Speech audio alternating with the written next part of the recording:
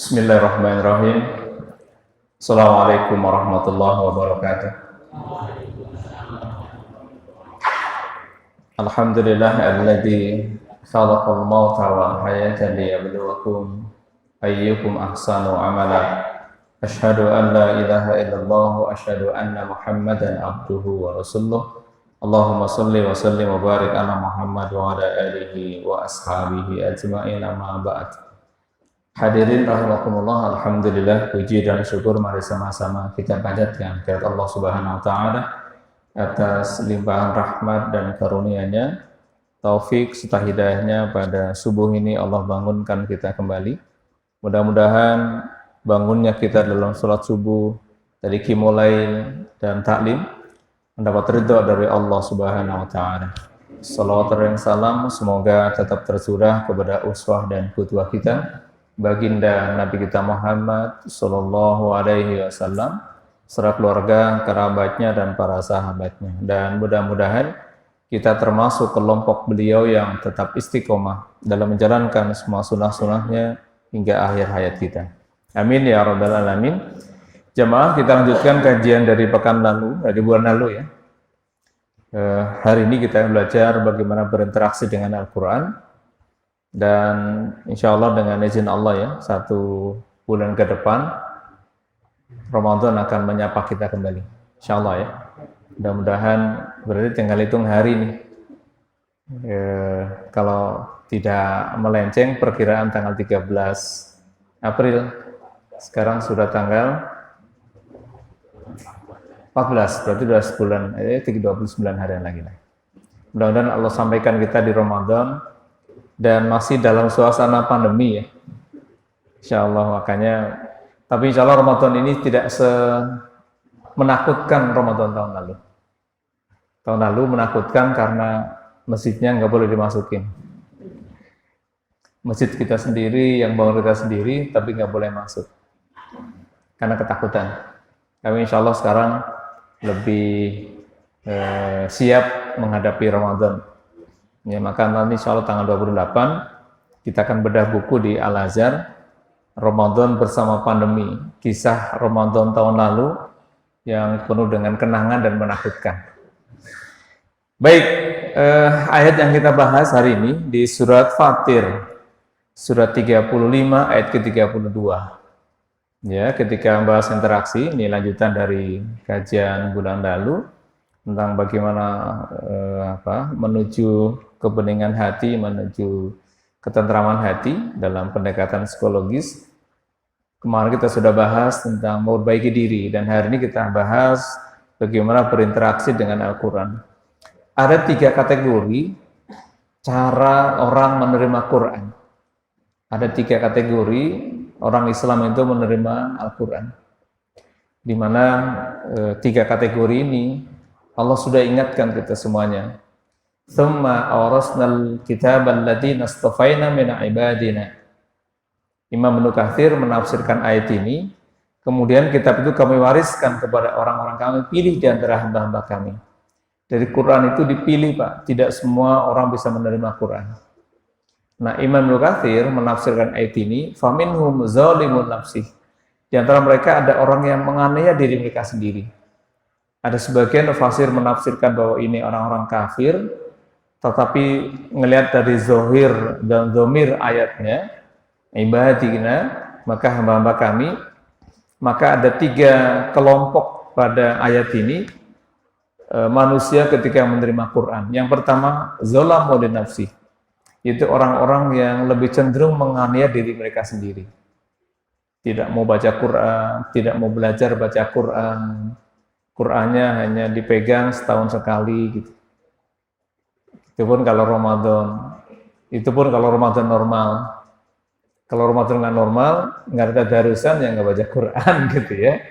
Insya Allah tidak. Jadi zalamul nafsi itu kelompok pertama, orang yang menerima Quran itu menganiaya diri mereka sendiri. Tidak mau belajar, tidak mau memahami, tidak mau, ya ada Quran tapi nggak pernah dilihat.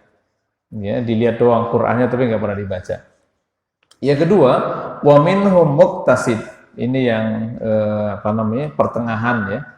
Yang pertengahan yang Kadang-kadang semangat baca Quran, kadang-kadang semangat tidak. Gitu. Yang ketiga, wa minhum sabiqun bil khairat biiznillah. Yang ketiga itu adalah orang yang lebih dahulu mengedepankan kebaikannya. Jadi setiap hari interaksi dengan Quran itu luar biasa.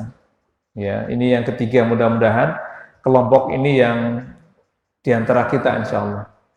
Jadi kelompok yang wa minhum sabiqun bil khairat. Sabik itu orang-orang yang segera melakukan kebaikan.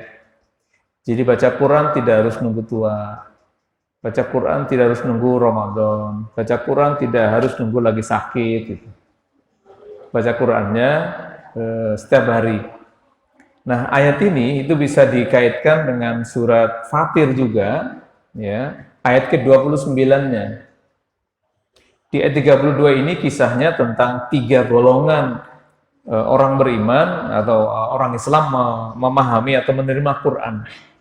Ya, jadi pertama tadi zolamul nafsi, kelompok orang-orang yang lebih zalim pada diri mereka sendiri, tidak mau baca Quran, bahkan tidak mau belajar baca Quran. Alasannya banyak, ada yang sudah tua, ada yang malas, gitu. Maka mudah-mudahan kita tidak ada yang memiliki karakter ini. Sudah nggak bisa baca Quran, nggak mau belajar lagi. Udah gitu sombong lagi. Apalagi kurang. Sudah tua, nggak bisa baca Quran, sombong lagi. Songong gitu ya. Maka ayat ini kalau dikaitkan dengan surat yang sama, ayat ke-29-nya, ada 3 kategori amaliyah yang itu menjadi catatan penting dan itu tidak akan membuat orang itu rugi. Ya, yang pertama yatslu kitab Allah. Itu orang-orang selalu membaca Quran. Jadi membaca Quran itu ini kaitannya dengan tadi sabiqun bi khairat, orang yang mengedepankan dalam kebaikan. Termasuk tadi ya di surat ayat ke-29-nya, ini kalau 32 ayat 29-nya itu Allah sudah tegaskan innalladzina yatslu kitaballah wa aqamus shalah wa anfaqu mimma razaqnahum sirran wa alaniyah yarjuna tijaratan lan tabur. Jadi kalau kita tidak ingin rugi hidupnya, rugi dunia akhirat tentu saja. Jadi pertama, yatslu kitaballah. Jadilah orang yang sering membaca Quran. Ya, maka di Quran itu ada 2 perintah membaca. Yang pertama, Iqra. Kita sudah tahu ayatnya, Iqra bismi rabbikal ladzi khalaq. Itu baca pertama. Yang kedua adalah yatslu. Di surat Al-Ankabut, yatslu kitaballah. Innal ladzina yatslu kitaballah. Di surat yang kedua, surat Al-Ankabut ayat 29 itu diterangkan bahwa kita disuruh membaca Quran. Ya, jadi yatslu itu membaca Quran tekstual, kalau Iqra itu lebih baca tentang kontekstual yang ada.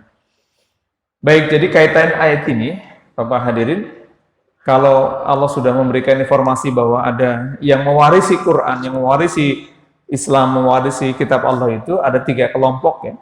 Zolamul nafsi, muktasid, sabiqun bil khairat. Jadi kelompok pertama itu yang tidak mau belajar baca Quran, tidak mau mengenal Quran, bahkan tidak mau memahami Quran. Yang kedua, ini kadang-kadang mau baca Quran, tapi kadang-kadang malas. Ini kayak level-level kita kayaknya. Ya, kadang-kadang semangat, kadang-kadang enggak. Nah, yang ketiga yang sangat penting, yaitu sabiqun bi khairat. Orang yang mengedepankan kebaikan dengan izin Allah. Nah, ini yang kita harapkan. Baik, jadi ada 3 kelompok ya, 3 kategori orang, dan kalau dalam pendekatan psikologi Islam itu 3 orang ini digambarkan dengan kejiwaan. Yang pertama adalah jiwa yang lawamah, nafsul amarah, yang kedua nafsul lawamah, yang ketiga nafsul mutmainnah. Jadi nafsul amarah itu yang cenderung lebih zalim, selalu nuruti kemauan egoisnya, kemauan negatifnya. Ya, yang kedua adalah nafsul lawamah yang sering ngakal-ngakalin gitu. Atau cenderung lebih menuruti kemauan pikirannya yang kadang-kadang salah. Ya, jadi nanti ajalah saya rajin ke masjid kalau sudah pensiun misalnya. Atau nanti aja kalau saya sudah usia di atas 60 baru baru rajin sholatnya misalnya. Nah, itu mendalili amal namanya. Baik, nah dari sini kita akan belajar bagaimana cara berinteraksi. Minimal ada 3M ya untuk cara berinteraksi dengan Quran. Jadi kalau tadi ada 3 kelompok kategori orang menerima Quran, maka cara berinteraksi minimal 3. Minimal ya. Yang pertama dengan membaca. Yang kedua dengan mentazaburi. Yang ketiga dengan mengimplementasikan dalam kehidupan sehari-hari. Ini yang penting ya. Jadi pertama, hal utama adalah membaca. Nah tentu kita berharap kita menjadi orang yang semangat ya, masih mau baca Quran walaupun kadang-kadang terbata-bata atau kadang-kadang malah sudah nggak awas matanya. Kayaknya di sini masih awas semua matanya nih, yang sudah merah ya. Insya Allah. Berarti cari kertas yang warna merah kelihatannya Pak.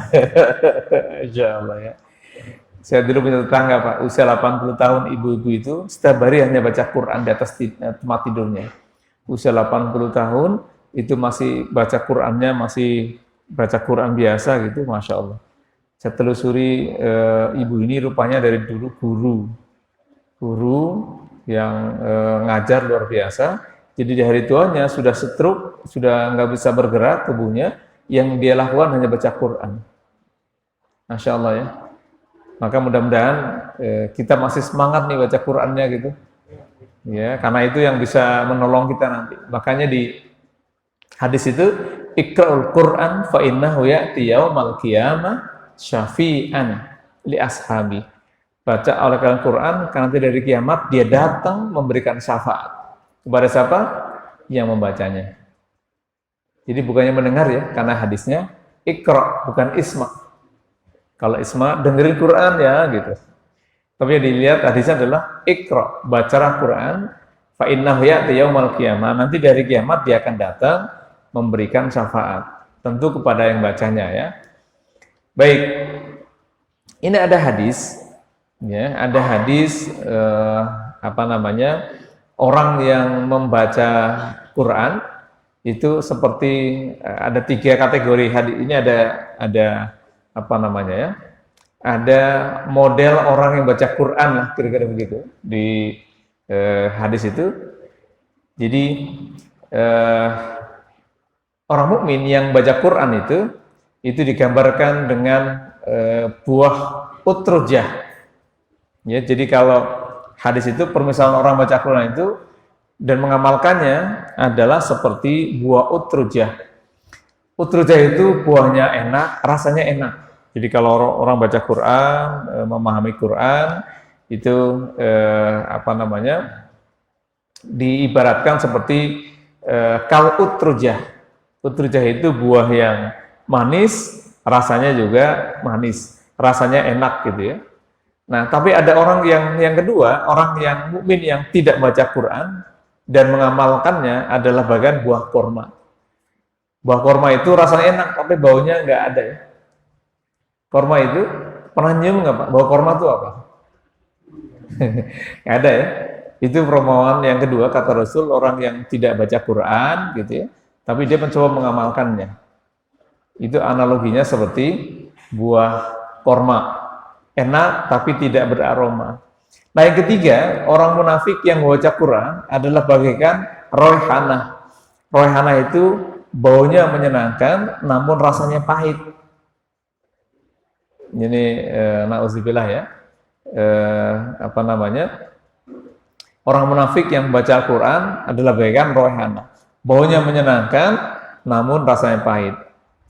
Ya, ada juga orang munafik yang tidak baca Quran. Kalau tadi yang baca Quran, ada orang munafik yang tidak baca Quran, seperti buah hanzalah, rasa dan baunya pahit gitu. Ini.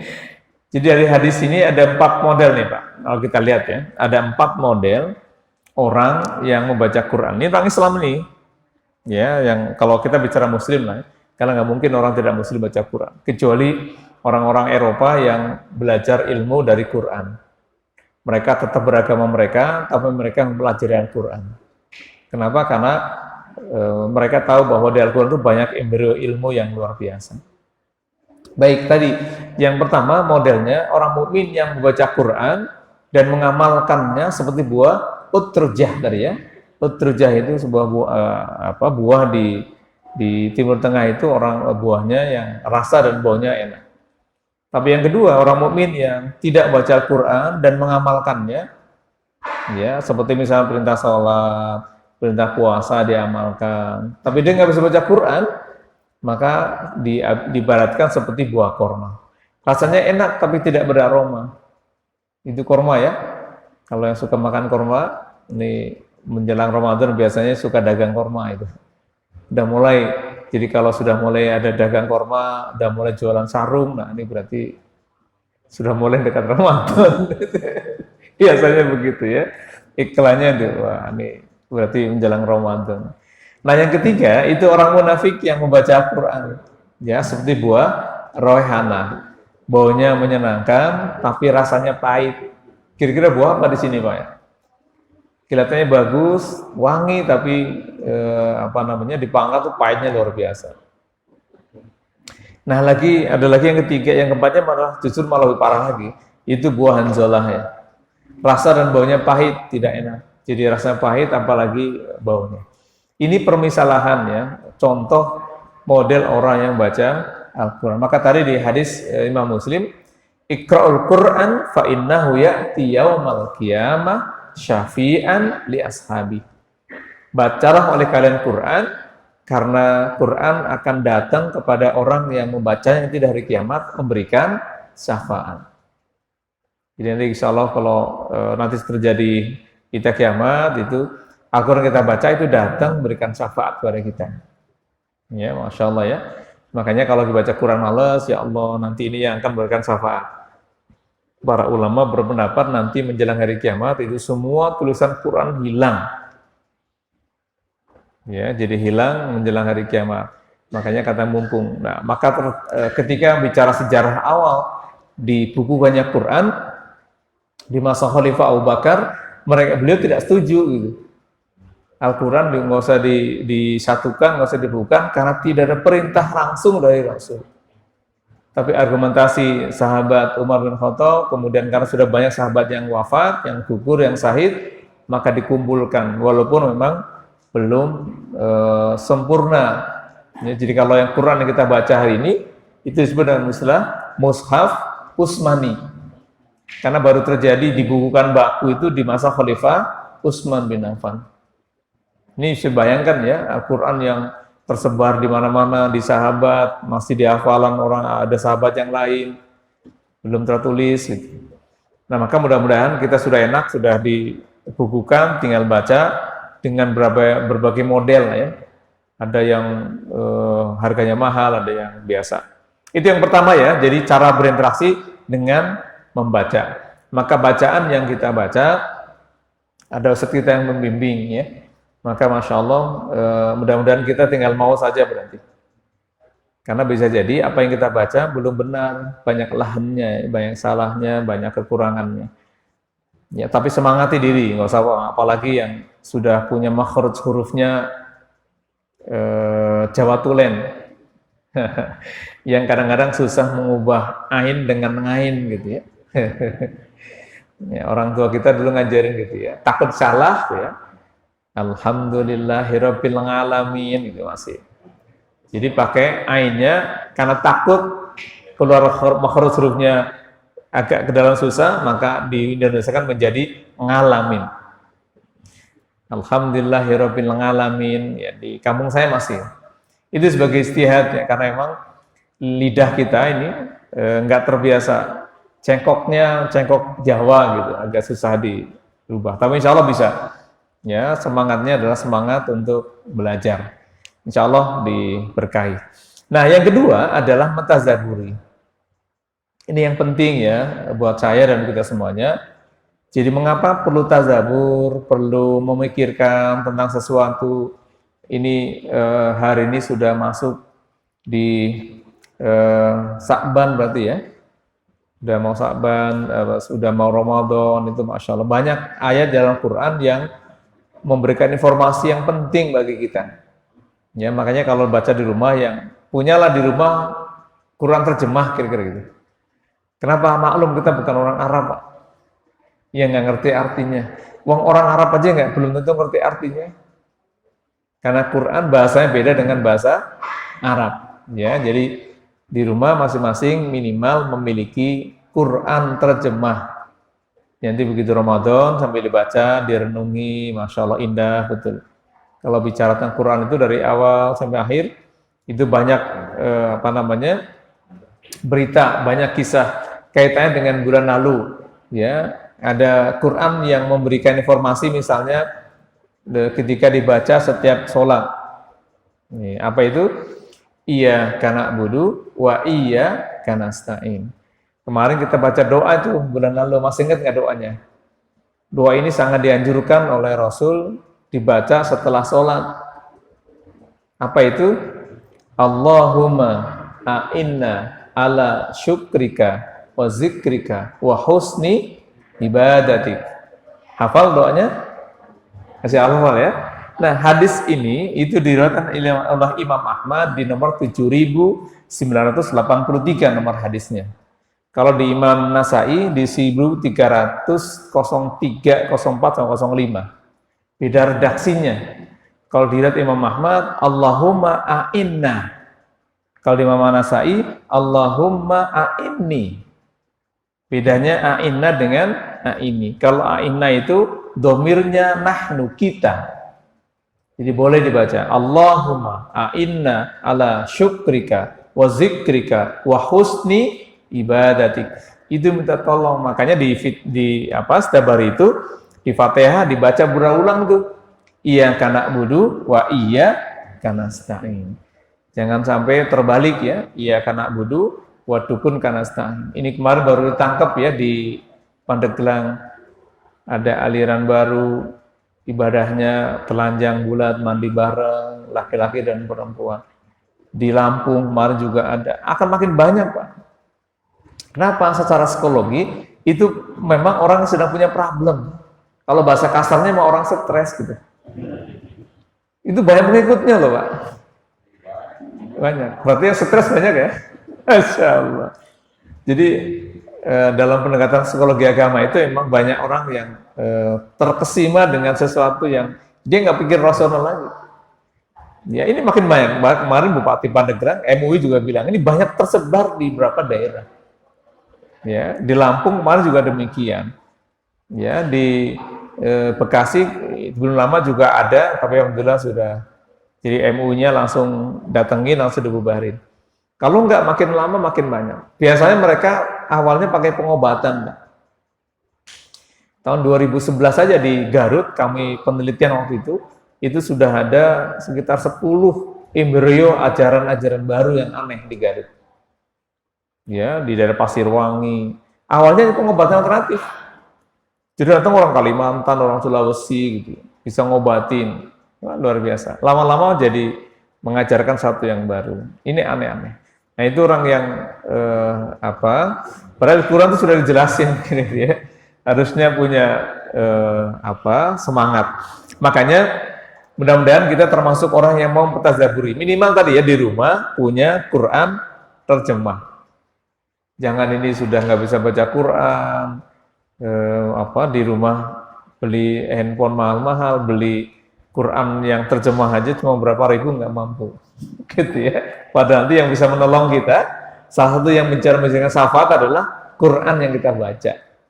Ya, maka mudah-mudahan di rumah nih setelah ini nanti sebelum Ramadan mengagendakan beli Quran terjemah yang terbaik. Wah, bukan yang mahal lah ya, yang terbaik. Yang terbaik apa? Yang bisa dibaca gitu. Sekarang sudah banyak. Ya, ada lagi Quran hafazan. Al-Quran ada terjemahnya, kemudian ada petunjuk untuk menghafal dan sebagainya. Baik, jadi tadabbur itu bisa memahami, memikirkan, merenungkan, ya, mentafakuri itu isi dalam Quran. Nah, ada beberapa ayat gitu ya. Ini perintah sekaligus peringatan pada kita. Di surat An-Nisa 82, di surat Shad ayat 29. Afala tadabbaruna al-Quran. Ini perintah ya. Apakah mereka tidak memperhatikan Al-Quran? Mentazaburinya, memperhatikan. Maka kalau kita tidak tahu artinya, ya bagaimana bisa mentadabburinya gitu. Ya, misalnya banyak kisah-kisah masa lalu yang banyak diceritakan dalam Quran, kalau kita nggak tahu artinya kan nggak mungkin bisa tahu. Makanya di kalimat ayat ini, afala tadabbaruna al-Quran. Apa mereka tidak memperhatikan Al-Quran gitu ya? Walau kana min indi, kalau saja Quran itu bukan dari sisi Allah, ya tentu akan ada tabrakan. Beberapa tahun lalu itu pernah terjadi, ada orang yang mencoba mengotak-atik Quran gitu di non Muslim ya, pendeta emang mencoba membenturkan bahwa Quran itu memang sangat tidak rasional dan sangat tidak ilmiah. Ya, akhirnya justru malah dia masuk Islam karena apa yang dia inginkan dari Quran dibolak-balik, justru malah dia yang dapat hidayah. Ini ya, jadi pertama itu peringatan dari kita. Kalau kita tidak memperhatikan, kalau cuma dibaca, ini peringatan. Afala tadabbaruna al-Quran. Apa mereka tidak baca Quran? Hanya satu-satunya kitab yang kalau dibaca itu dapat pahala ya Quran ini.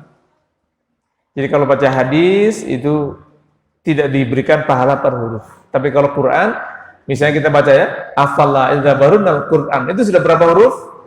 Ada alif, fa, lam, ya, ta, za, ba, ro, waw, nun, alif, lam, qaf, ro, lif, nun. Tuh, dari itu sudah berapa? Padahal satu kebaikan itu 10 pahalanya. Ya. Jadi kalau baca afala tadabbaruna al-Quran saja udah berapa? Itu udah berapa kali puluh, Masya Allah. Nah, yang kedua di surat As-Sadd ini. Ya. Jadi kitabun anzalnahu ilaika mubarak. Ini penting ya. Jadi inilah kitab yang kami turunkan kepadamu dengan penuh berkah. Ya, jadi ini peringatan bagi kita bahwa Al-Quran ini benar-benar menjadi barokah buat kita, berkah bagi kita. Tadi berkah nanti di akhirat itu mendapatkan naungan, di dunia itu bisa menjadi wasilah memberikan penyembuhan. Misalnya di surat yang ke-10 ayat ke-57, Al-Quran itu bisa memberikan syifa lima fi sudur. Ya, Al-Quran itu bisa memberikan pengobatan, bisa menjadi pencegahan penyakit-penyakit yang ada dalam dada.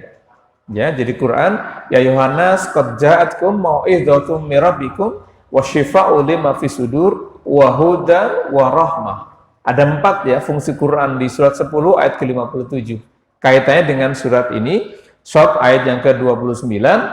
Jadi mubarak itu, Al-Quran memberikan keberkahan itu, salah satu keberkahannya adalah bisa memberikan penyembuh. Ya, bisa memberikan penyembuh pada penyakit yang ada dalam dada. Termasuk penyakit-penyakit yang berat-berat lah ya. Saya pernah mencoba dan saya yakin itu pasti salah satunya dari cara Allah menyembuhkan saya dengan baca Quran. Jadi ketika tanda-tanda indikator COVID itu saya alami, gitu pernah ngalami Mas. Jadi rasanya hilang, ya nggak bisa rasa penciuman hilang sama sekali gitu, rasanya juga hilang, panas dan sebagainya. Saya yakin itu memang tanda-tanda COVID, tapi saya tidak memeriksa. Karena saya yakin, udah tandanya. Setiap hari saya hanya baca Quran 3 hari. Itu kalau sudah malam sudah capek, pakai handset itu ditaruh di kuping, kedua kuping itu didengarkan. Karena ada riset di Amerika ternyata. Riset di Amerika itu kenapa Quran bisa memberikan daya sembuh? Karena ternyata di gelendang telinga kita ini ada sel saraf yang bisa memberikan input gitu ya, masuk kepada saraf-saraf kepikiran, bahkan sampai kepada sel saraf bakteri kata mereka. Nah, itu subhanallah 3 hari saya sehat kembali gitu ya. Atau 3 hari sudah sehat, 3 hari sudah normal. Jadi kalau dulu masa kami juga di Wisma Atlet ada 200 mahasiswa kami yang sedang menghafal Quran itu di Wisma Atlet, kemudian 3 hari khatam, dipulangin 3 hari itu. Kata panitianya sudah negatif. Kami yakin bahwa Al-Quran itu berikan keberkahan. Maka saya sarankan betul tadi kalau di surat ke-29-nya, surat Fatir itu benar-benar diberikan yarjuna tijaratan lan tabur. Tidak akan rugi itu baca Quran. Pokoknya kalau tidak ingin rugi kan tadi ternyata dia Quran itu adalah mubarak. Quran itu adalah mubarak, memberikan keberkahan. Tapi yakin apa tidak gitu masalahnya. Kalau nggak yakin ya ini saya sudah baca Quran kok kayaknya hidup saya nggak tenang-tenang gitu. Nah berarti perlu menyemangati lagi. Baik, jadi mengapa perlu tazabur? Ya, karena ternyata Quran itu di dalamnya adalah penuh dengan keberkahan. Selanjutnya di Quran surat Muhammad ayat 24. Ya, ini sampai-sampai disindir ya. Afala idza barunal Quran amma ala qulubin aqfaluha. Ini penting lah. Apakah mereka tidak memberitakan Quran atau hati mereka terkunci? Jadi hati-hati kalau kita tidak bisa lagi mendengarkan Quran. Jadi kalau ada orang baca Quran itu kemudian kita kayak di film-film ya, panas kupingnya gitu. Atau tidak suka mendengar orang baca Quran, berhati-hati. Jangan-jangan hati kita terkunci. Kalau bahasa Qurannya akfaluha. Ya, jadi tertunci, tertutupi gitu. Nauzubillah ya. Maka Imam Ibnu Qayyim rahimahullah berkata, memahami Al-Quran dan merenungkannya akan membuahkan iman. Jadi kalau tadi mengapa kita suruh baca Quran, yang ada terjemahnya lah ya. Kalau hanya baca Quran kan kita belum paham makna isinya. Ya, adapun jika Al-Quran cuma sekedar dibaca tanpa ada pemahaman dan perenungan kata beliau atau tazabur, itu bisa pula dilakukan oleh orang fajir. Ya, jadi kalau cuma baca Quran oleh orang kafir juga bisa tadi. Ya, orang Islam juga bisa. Tapi kalau direnungi, ini kata beliau di Zatul Ma'ad itu, di jilid yang ke-1 Imam Qayyim mengatakan bahwa kalau cuma baca Quran tidak ditazaburi, itu sama saja dengan orang-orang yang tidak mengerti isinya. Nah, maka ada setidaknya 4 langkah yang perlu kita lakukan. Ya, 4 langkah untuk tazabur Al-Quran. Hadirin, yang pertama adalah membaca ayat Quran dengan baik dan benar. Ya, membaca Quran dengan baik dan benar. Ya, di sini alhamdulillah sudah ada ustadz ya mengajari kita untuk tilawah Quran. Walaupun tentu saja tidak mudah ngajarin bapak yang usianya sudah di atas 50. Mungkin bisa diulang-ulang sehari, ya besoknya hilang lagi gitu ya. Tapi semangat membaca Quran dengan baik dan benar, ya, dengan tartil. Ya, tadi ya kadang-kadang terbawa cengkoknya. Kalau suka langgam Jawa, ya terbawa tuh langgam Jawa, gitu ya. Tapi insya Allah ya semangati. Jadi baca Quran dengan baik dan benar. Karena bisa jadi apa yang kita baca, kalau sampai salah mengucapkan, bisa maknanya bisa beda. Misalnya, Alhamdulillahirabbil alamin. Kalau baca alamin pakai hamyah, pakai alif, itu artinya adalah azab yang pedih. Tapi kalau alamin pakai ain, itu alam semesta. Jadi kalau alhamdulillahirabbil alamin pakai ain itu artinya alam semesta. Tapi kalau pakai ain, pakai alif, dinaikin tidak sampai makhrajnya ke ain, maka artinya adalah azab yang pedih.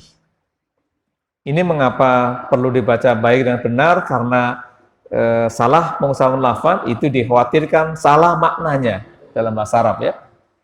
Dan ini perlu bimbingan dari para ustadz. Yang kedua, menghidupkan suasana hati. Jadi kalau baca Quran tadi ya wudu dulu biar semangat gitu ya. Suasana hati siap menerima biar terbuka. Ya, jadi kalau di rumah nih bapak yang sudah pensiun di rumah ya baca Qurannya dibuka, suasana hatinya lagi nyaman. Yang ketiga adalah mendengarkan dengan seksama. Jadi kalau kita lagi capek gitu ya, dengerin apa yang orang lain baca sambil disimak gitu. Ini penting karena kaitannya dengan tadi yang pertama membaca Al-Quran dengan baik dan benar. Dan yang keempat adalah memahami maksud dari ayat yang dibaca. Ini perlu bimbingan. Jadi apa ya? Ini minimal langkah ya, 4M langkah dalam mentadabur Quran. Yang pertama baca dengan baik dan benar, perlu komunitas memang. Ya, kalau perlu misalnya tazabur habis subuh itu baca Quran bareng-bareng, setelah dibaca ayatnya dan dibaca terjemahannya. Itu lebih indah. Nah, syukur-syukur dibahas itu misalnya dari Al-Baqarah pertama sampai 5 ayat saja pertama itu, Masya Allah. Dzalikal kitabul la raiba fi. Itu ada la raiba itu, fi-nya itu menjadi petunjuk ya, la raiba fi hudalil mutakin, dia menjadi petunjuk. Apa makna petunjuk? Ini memang walaupun tidak menggunakan pendekatan tafsir, terjemahan juga cukup gitu ya, minimal memahami sama-sama makna dari apa yang kita baca. Ini penting karena kalau tidak dipahami tadi, kita tidak tahu isinya, kita hanya dapat pahalanya. Ya, jadi baca Quran itu berpahala karena Rasul memberikan memberikan kabar bahwa Quran yang dibaca itu per huruf kebaikannya ada 10. Jadi kalau dianalogikan pahala, satu huruf itu 10 kebaikan. Jadi kalau hari ini kita baca satu ayat saja, dikali berapa itu huruf yang ada dalam situ. Itu memberikan motivasi aja ya, bukan berarti ngumpulin pahala besar banyak-banyaknya. Ya Pak, hari ini baca Quran dihitung 10 kali, wah, pahala sudah banyak gitu ya. Bukan, itu levelnya anak-anak ya. Nanti biasa Ramadan gitu. Mengapa Ramadan begitu semangat baca Quran? Karena ada iming-iming. Pahalanya dilipat gandakan. Ya, semangatnya sholat juga semangat. Begitu Ramadan nggak ada, turun. Makanya mudah-mudahan dengan memahami ini, hari ini kita bahas, semangatnya baca Quran tidak hanya di Ramadan, apalagi Ramadan masa pandemi. Ya, di masjid mungkin masih dikurangi. Seperti ini paling ya, ada prokes, nggak boleh deket-deket, ya, masih dibatasi. Walaupun memang kita agak sedih betul ya. Jadi kalau Ramadan tahun lalu itu benar-benar dalam ketakutan yang sama, ketakutan luar biasa. Sama-sama COVID, tapi kalau tahun ini kita lebih siap. Kenapa siapnya? Kalau Bapak ditanya, kenapa kita takut pada corona? Takut apa? Sakit? Enggak. Apa yang takuti? Mati ternyata. Jadi yang kita takuti adalah mati. Maka hari ini kita sudah siap, insya Allah sudah siap. Pemerintah sudah ngasih warning, sudah ngasih imbauan, protokol kesehatan diikuti. Mungkin ada yang sudah divaksin, ya. Ada surat vaksin di sini? Belum ada ya? Ya. Ya, vaksin juga bukan menyembuhkan ya. Insya Allah itu hanya istilah itu kalau ahli kesehatan. Ya, mudah-mudahan semua upaya itu bisa menjadi motivasi kita sebenarnya, karena sampai hari ini itu belum ada obat yang bisa benar-benar menyembuhkan gitu ya. Insya Allah kita bisa bertahan di masa pandemi ini.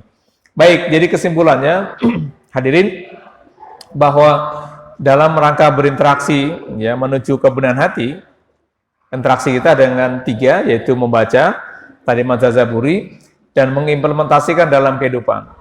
Sholat kita, perintahnya tentang sholat, puasa, zakat, berbuat baik, termasuk berinfak, itu perintah dari Quran.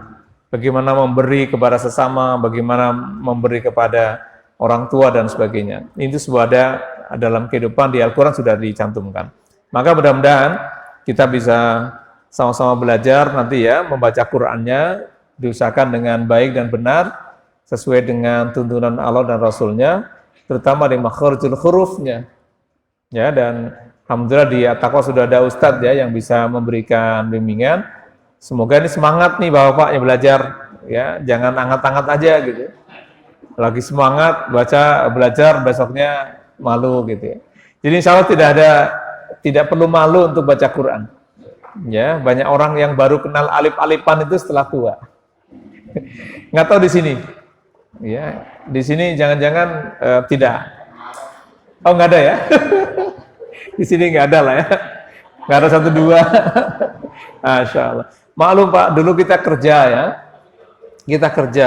Waktu kecil orang tua kita karena belum terlalu ngeh dengan Quran, maka nggak terlalu dipedulikan. Nah gitu. Masya Allah. Gitu ya. Semangat lah yang penting gitu ya. Ini kan sudah senior semua nih. Rata-rata sudah senior ya. Anak muda semua kok ini. Ya. Anak muda dulu. Kan gitu. Anak muda era 70-an, era 80-an. Kalau Mas Iksan kan anak muda era 2000-an gitu ya. Ini ada era 90-an, era 80-an. Semua anak muda kita. Ya. Anak muda era mana saja itu? Ya, ada Pak Kamal era 70-an gitu ya. Anak muda era 70-an. Semua anak muda. Maka jangan sampai kalah dengan anak yang muda hari ini. Ya, dan anak muda hari ini Pak sedang mengalami banyak tantangan yang luar biasa. Ya, tantangan media media massa yang luar biasa. Sekolah dari rumah itu justru bisa memberikan dampak negatif ya kalau nggak didampingi, luar biasa. Ya, intinya mengapa perlu interaksi dengan Quran? Karena ada 4 minimal mengapa kita perlu interaksi dengan Quran. 1, Quran memberikan pelajaran dalam Quran. Quran bisa memberikan pelajaran dalam kehidupan kita. Yang kedua, Quran bisa memberikan daya sembuh, daya tahan, tahan terhadap penyakit yang muncul dalam diri kita. Yang ketiga, Quran akan memberikan petunjuk sebagai arah dalam kehidupan. Yang keempat, Al-Quran itu sebagai pemberi rahmat. Nah, ini ada dalam Quran surat 10 ayat ke-57. Jadi mengapa perlu berinteraksi dengan Quran? Karena 4 alasan tadi minimal. 1, karena Quran berfungsi memberikan pelajaran bagi kita. Ya, tentang kisah masa lalu, banyak yang diceritakan dalam Quran yang kita tidak pernah tahu, tapi itu ada dan wajib kita percaya. Ini pertama, karena mengandung pelajaran penting. Yang kedua, Al-Quran bisa memberikan daya sembuh, daya penawar penyakit, Pak. Ya, jadi kalau tadi hari ini misalnya belum ada obatnya penyakit, baca Quran aja lah, insya Allah sembuh. Asal yakin. Ya, yakin. Tadi karena rahmatnya itu pada Allah yang akan berikan. Itu kedua alasannya. Ketiganya adalah karena Quran memberikan petunjuk atau hudan. Dan yang keempatnya adalah Quran memberikan rahmat. Kalau sudah rahmat Allah turun, Pak, Masya Allah, nggak ada yang bisa menghalanginya. Ya, maka doa yang dibaca oleh para pemuda kahfi itu bukan minta mobil mewah, bukan minta apa mewah. Tapi doanya apa? Rabbana atina min ladunka rahmah wa hayyi' lana min amrina rasyada. Masih ingat di surat apa itu? Al-Kahfi ayat 10. Masyaallah hafal. Insyaallah berarti masih dibaca kalau hafal. Gitu ya. Oh gitu ya. Masyaallah. Penting itu dibaca ya. Jadi apa? Rabbana atina min ladunka rahmah. Ya Allah, berikan kami rahmat-Mu. Wa hayyi' lana min amrina rasyada. Dan perteguh keimanan kami. Ya, jadi tadi Quran berikan kenapa kita perlu berinteraksi minimal ada 4. Sebagai mau'izah, syifa lima fi sudur, hudan wa rahmah. Ya, jadi 4 alasan itu mengapa kita perlu berinteraksi dengan Quran dan perlu dibaca, ditadabburi, direnungi dan sebagainya karena minimal memiliki 4 alasan utama. Tadi ya, surat Yunus, surat ke-10 ayat ke-57. Ya, tadi 4 ya alasannya. Sebagai mau'izah, kemudian sebagai syifa lima fi sudur, sebagai hudan dan sebagai rahmah. Nah, ini penting karena jangan sampai orang Islam nggak tahu isi Qur'annya gitu. Malu ya. Insya Allah mulai hari ini yang belum punya Quran, besok anggarin uang belanja istrinya, jangan lupa beliin Quran gitu ya, yang terjemah. Beli Quran ya? Beli aja, nah, itu masalahnya. Udah beli cuma diliatin doang. Dilihat tuh saya beli Quran tahun lalu masih utuh, Masya Allah. Saking sayangnya. Masih dibungkus plastik, Pak. Masya Allah ya. Tidak ya, harusnya dibuka lah ya, Qurannya dibuka, dibaca. Tadi jangan sampai kita menjadi orang yang rugi. Tadi sindiran Quran sangat indah, Pak. Jadi sindirannya zalamu li nafsi muqtasid faminhum sabiqun bi khairat.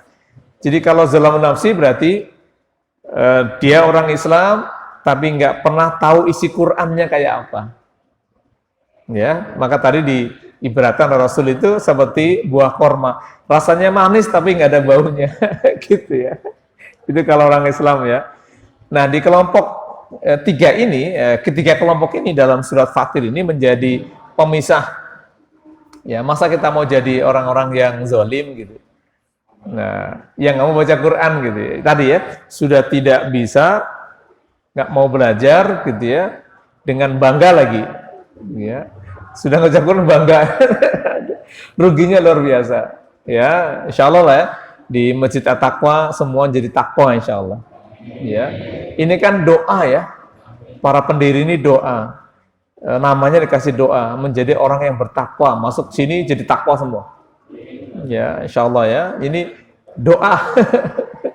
Jangan sampai masuk sini kok nggak ada perubahan gitu ya. Jadi orang bertakwa insya Allah. Nah, kaitan dengan interaksi yang kita bahas hari ini, mudah-mudahan juga kita termasuk yang memiliki kemauan tinggi untuk berinteraksi dengan Quran, dengan membacanya, mentadabburnya, dan mencoba mengimplementasikan dalam kehidupan kita.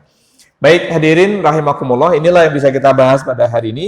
Kesimpulannya bahwa Quran itu ada 3 kategori kelompok orang yang menerima Quran dalam kehidupannya. Yaitu yang kategori pertama, zalimul nafsi, orang cenderung menzalimi diri sendiri, tidak mau membaca Quran, tidak mau belajar, bahkan tidak mau tahu isi Al-Quran. Dan yang kedua, muktasid, ini kadang-kadang semangat, kadang-kadang tidak, karena pertengahan ya. Kadang pertengahan, jadi kadang rajin semangat, rajin ibadah, kadang-kadang tidak. Ini kayaknya level-level kita nih kadang ya. Jadi semangat itu luar biasa, tapi kalau lagi malas juga luar biasa malesnya, gitu ya.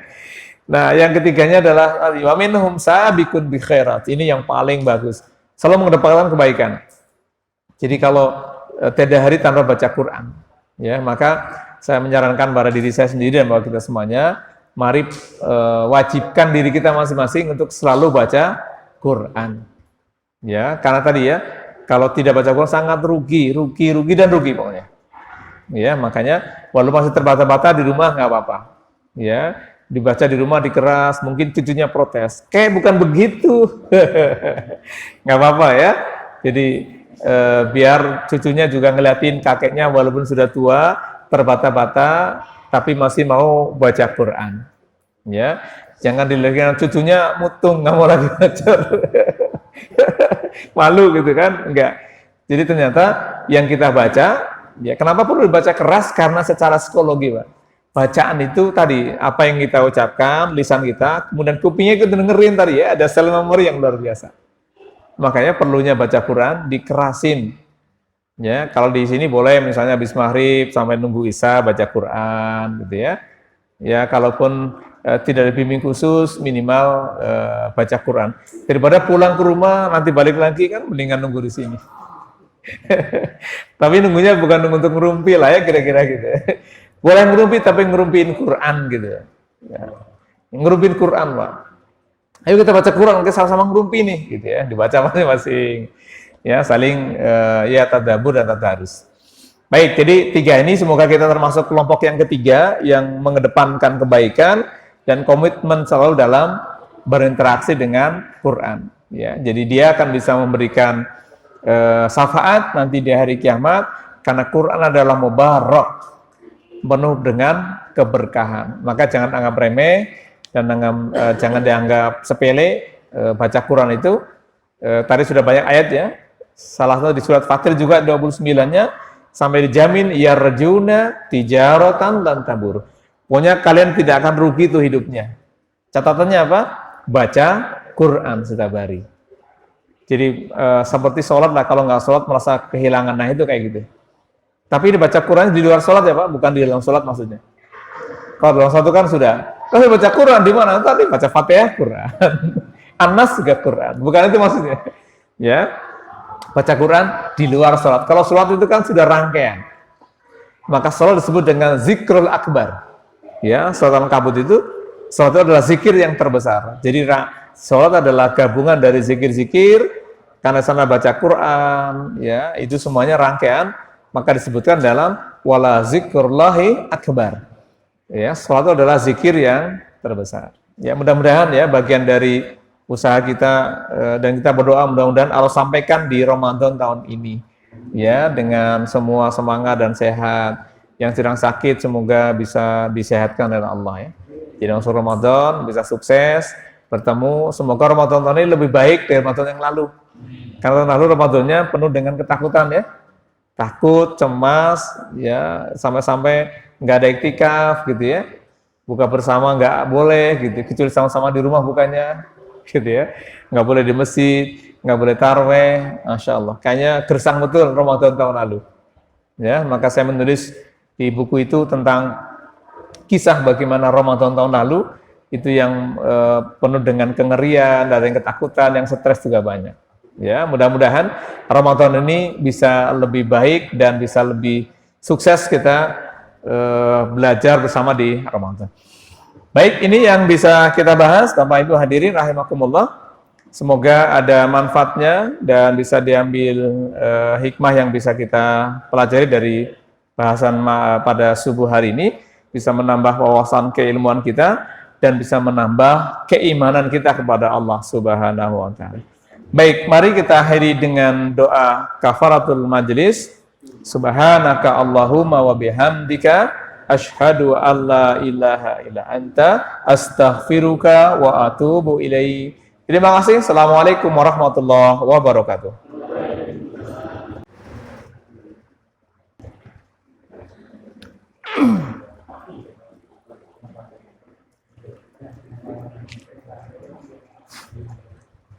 Bismillahirrahmanirrahim.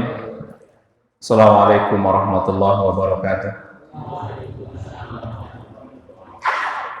Alhamdulillah alladzi khalaqal mauta wal hayata liyabluwakum ayyukum ahsanu amala. Asyhadu an la ilaha illallah wa asyhadu anna Muhammadan abduhu wa rasuluh. Allahumma shalli wa sallim wa barik ala Muhammad wa ala alihi wa ashabihi ajma'in, amma ba'd. Hadirin rahimakumullah, alhamdulillah, puji dan syukur mari sama-sama kita panjatkan kehadirat Allah Subhanahu wa taala atas limpahan rahmat dan karunia-Nya, taufik serta hidayahnya pada subuh ini Allah bangunkan kita kembali. Mudah-mudahan bangunnya kita dalam sholat subuh, dari qiyamul lail dan taklim mendapat ridha dari Allah Subhanahu wa taala. Salawat dan salam semoga tetap tercurah kepada uswah dan qudwah kita, baginda Nabi kita Muhammad sallallahu alaihi wasallam, serta keluarga, kerabatnya dan para sahabatnya. Dan mudah-mudahan kita termasuk kelompok beliau yang tetap istiqomah dalam menjalankan semua sunnah-sunnahnya hingga akhir hayat kita. Amin ya rabbal alamin. Jamaah, kita lanjutkan kajian dari pekan lalu, dari bulan lalu ya. Hari ini kita belajar bagaimana berinteraksi dengan Al-Quran. Dan insya Allah dengan izin Allah ya, 1 bulan ke depan Ramadan akan menyapa kita kembali, insya Allah ya. Mudah-mudahan berarti tinggal hitung hari nih. Kalau tidak melenceng perkiraan tanggal 13 April, sekarang sudah tanggal 14, berarti sudah sebulan, 29 hari lagi.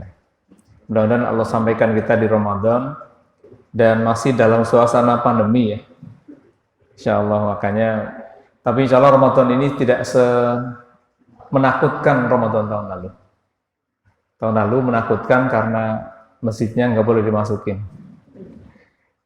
Masjid kita sendiri, yang bangun kita sendiri, tapi nggak boleh masuk karena ketakutan. Tapi insya Allah sekarang lebih siap menghadapi Ramadan. Ya, maka nanti insya Allah tanggal 28 kita akan bedah buku di Al-Azhar, Ramadan bersama pandemi, kisah Ramadan tahun lalu yang penuh dengan kenangan dan menakutkan. Baik, ayat yang kita bahas hari ini di surat Fatir, surat 35 ayat ke-32. Ya, ketika membahas interaksi, ini lanjutan dari kajian bulan lalu tentang bagaimana menuju kebeningan hati, menuju ketentraman hati dalam pendekatan psikologis. Kemarin kita sudah bahas tentang memperbaiki diri, dan hari ini kita bahas bagaimana berinteraksi dengan Al-Quran. ada 3 kategori cara orang menerima Quran. Ada 3 kategori orang Islam itu menerima Al-Quran. Di mana 3 kategori ini Allah sudah ingatkan kita semuanya. Tsumma awrasnal kitabal ladzina istafaina min ibadina. Imam Ibnu Katsir menafsirkan ayat ini, kemudian kitab itu kami wariskan kepada orang-orang kami pilih di antara hamba-hamba kami. Dari Quran itu dipilih, Pak. Tidak semua orang bisa menerima Quran. Nah, Imam Ibnu Katsir menafsirkan ayat ini, faminhum zalimun nafsih. Di antara mereka ada orang yang menganiaya diri mereka sendiri. Ada sebagian fasir menafsirkan bahwa ini orang-orang kafir, tetapi ngelihat dari zohir dan zomir ayatnya, ibadina, maka hamba-hamba kami, maka ada 3 kelompok pada ayat ini manusia ketika menerima Quran. Yang pertama, zalamu li nafsi, itu orang-orang yang lebih cenderung menganiaya diri mereka sendiri. Tidak mau baca Quran, tidak mau belajar baca Quran. Qurannya hanya dipegang setahun sekali gitu. Itu pun kalau Ramadan normal. Kalau Ramadan nggak normal, nggak ada darusan, ya nggak baca Quran gitu ya.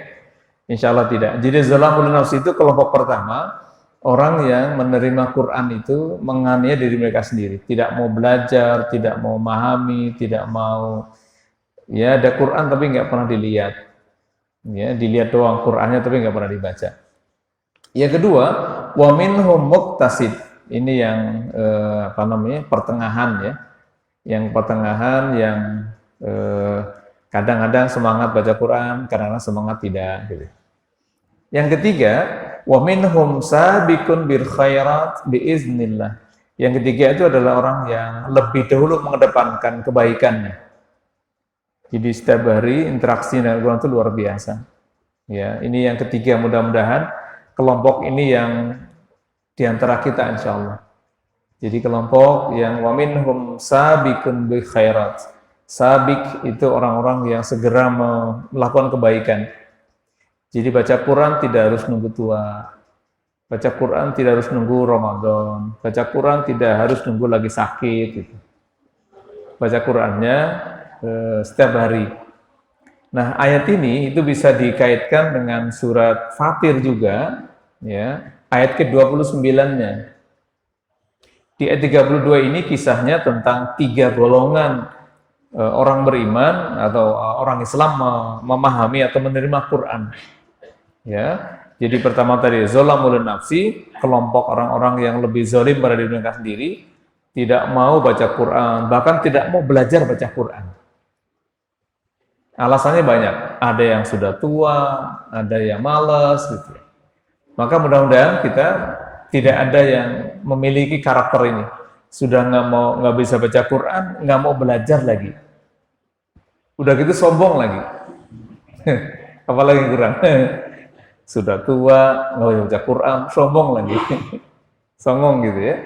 Maka ayat ini kalau dikaitkan dengan surat yang sama, ayat ke-29-nya, ada 3 kategori amaliyah yang itu menjadi catatan penting dan itu tidak akan membuat orang itu rugi. Ya, yang pertama yatslu kitab Allah. Itu orang-orang selalu membaca Quran. Jadi membaca Quran itu ini kaitannya dengan tadi sabiqun bi khairat, orang yang mengedepankan dalam kebaikan. Termasuk tadi ya di surat ayat ke-29-nya, ini kalau 32 ayat 29-nya itu Allah sudah tegaskan innalladzina yatslu kitaballah wa aqamus shalah wa anfaqu mimma razaqnahum sirran wa alaniyah yarjuna tijaratan lan tabur. Jadi kalau kita tidak ingin rugi hidupnya, rugi dunia akhirat tentu saja. Jadi pertama, yatslu kitaballah. Jadilah orang yang sering membaca Quran. Ya, maka di Quran itu ada 2 perintah membaca. Yang pertama, Iqra. Kita sudah tahu ayatnya, Iqra bismi rabbikal ladzi khalaq. Itu baca pertama. Yang kedua adalah yatslu. Di surat Al-Ankabut, yatslu kitaballah. Innal ladzina yatslu kitaballah. Di surat yang kedua, surat Al-Ankabut ayat 29 itu diterangkan bahwa kita disuruh membaca Quran. Ya, jadi Yatslu itu membaca Quran tekstual, kalau Iqra itu lebih baca tentang kontekstual yang ada. Baik, jadi kaitan ayat ini, Bapak hadirin, kalau Allah sudah memberikan informasi bahwa ada yang mewarisi Quran, yang mewarisi Islam, mewarisi kitab Allah itu ada 3 kelompok ya. Zalamul nafsi, muqtasid, sabiqun bil khairat. Jadi kelompok pertama itu yang tidak mau belajar baca Quran, tidak mau mengenal Quran, bahkan tidak mau memahami Quran. Yang kedua, ini kadang-kadang mau baca Quran, tapi kadang-kadang malas. Ini kayak level-level kita kayaknya nih. Ya, kadang-kadang semangat, kadang-kadang enggak. Nah, yang ketiga yang sangat penting, yaitu sabiqun bi khairat. Orang yang mengedepankan kebaikan dengan izin Allah. Nah, ini yang kita harapkan. Baik, jadi ada 3 kelompok ya, 3 kategori orang, dan kalau dalam pendekatan psikologi Islam itu 3 orang ini digambarkan dengan kejiwaan. Yang pertama adalah jiwa yang lawamah, nafsul amarah, yang kedua nafsul lawamah, yang ketiga nafsul mutmainnah. Jadi nafsul amarah itu yang cenderung lebih zolim, selalu nuruti kemauan egoisnya, kemauan negatifnya. Ya, yang kedua adalah nafsul lawamah yang sering ngakal-ngakalin gitu, atau cenderung lebih menuruti kemauan pikirannya yang kadang-kadang salah. Ya, jadi nanti aja lah saya rajin ke masjid kalau sudah pensiun misalnya, atau nanti aja kalau saya sudah usia di atas 60 baru baru rajin sholatnya misalnya. Nah, itu mendalili amal namanya. Baik, nah dari sini kita akan belajar bagaimana cara berinteraksi, minimal ada 3M ya untuk cara berinteraksi dengan Quran. Jadi kalau tadi ada 3 kelompok kategori orang menerima Quran, maka cara berinteraksi minimal 3, minimal ya. Yang pertama dengan membaca, yang kedua dengan mentazaburi, yang ketiga dengan mengimplementasikan dalam kehidupan sehari-hari. Ini yang penting ya. Jadi pertama, hal utama adalah membaca. Nah, tentu kita berharap kita menjadi orang yang semangat ya, masih mau baca Quran walaupun kadang-kadang terbata-bata, atau kadang-kadang malah sudah nggak awas matanya.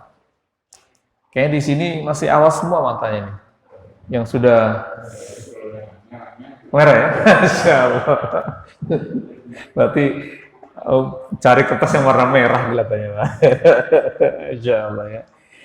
Saya dulu punya tetangga Pak, usia 80 tahun ibu-ibu itu setiap hari hanya baca Quran di atas tempat tidurnya. Usia 80 tahun itu masih baca Qurannya, masih baca Quran biasa gitu, Masya Allah. Saya telusuri ibu ini rupanya dari dulu guru yang ngajar luar biasa. Jadi di hari tuanya sudah stroke, sudah nggak bisa bergerak tubuhnya, yang dia lakukan hanya baca Quran. Masya Allah ya. Maka mudah-mudahan kita masih semangat nih baca Qurannya gitu. Ya, karena itu yang bisa menolong kita nanti. Makanya di hadis itu, Iqra'ul Quran fa innahu ya'ti yaumal qiyamah syafi'an li ashabi. Baca oleh kalian Quran, karena nanti dari kiamat dia datang memberikan syafaat kepada siapa? Yang membacanya. Jadi bukannya mendengar ya, karena hadisnya Iqra, bukan isma. Kalau isma dengerin Quran ya gitu. Tapi yang dilihat hadisnya adalah Iqra, bacalah Quran fa innahu ya'ti yaumal qiyamah. Nanti dari kiamat dia akan datang memberikan syafaat, tentu kepada yang bacanya ya. Baik, ini ada hadis, ya, ada hadis orang yang membaca Quran itu seperti ada 3 kategori hadis. Ini ada ada model orang yang baca Quran lah, kira-kira begitu di hadis itu. Jadi orang mukmin yang baca Quran itu digambarkan dengan buah utrujah. Ya, jadi kalau hadis itu permisalan orang baca Quran itu dan mengamalkannya adalah seperti buah utrujah. Utrujah itu buahnya enak, rasanya enak. Jadi kalau orang baca Quran, memahami Quran, itu diibaratkan seperti kal utrujah. Utrujah itu buah yang manis, rasanya juga manis, rasanya enak gitu ya. Nah, tapi ada orang yang kedua, orang yang mukmin yang tidak baca Quran dan mengamalkannya adalah bagian buah korma. Buah korma itu rasanya enak, tapi baunya nggak ada ya. Korma itu, pernah nyium nggak Pak? Bau korma itu apa? Nggak ada ya. Itu perumpamaan yang kedua, kata Rasul, orang yang tidak baca Quran, gitu ya, tapi dia mencoba mengamalkannya. Itu analoginya seperti buah korma. Enak, tapi tidak beraroma. Nah, yang ketiga, orang munafik yang membaca Quran adalah bagaikan roihanah.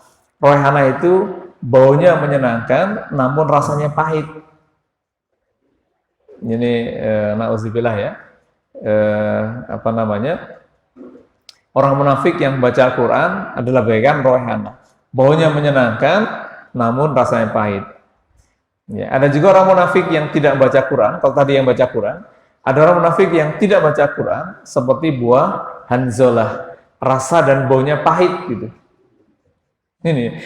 Jadi dari hadis ini ada 4 model nih Pak. Kalau kita lihat ya, ada 4 model orang yang membaca Quran. Ini orang Islam nih, ya, yang kalau kita bicara Muslim lah, ya, karena nggak mungkin orang tidak Muslim baca Quran, kecuali orang-orang Eropa yang belajar ilmu dari Quran.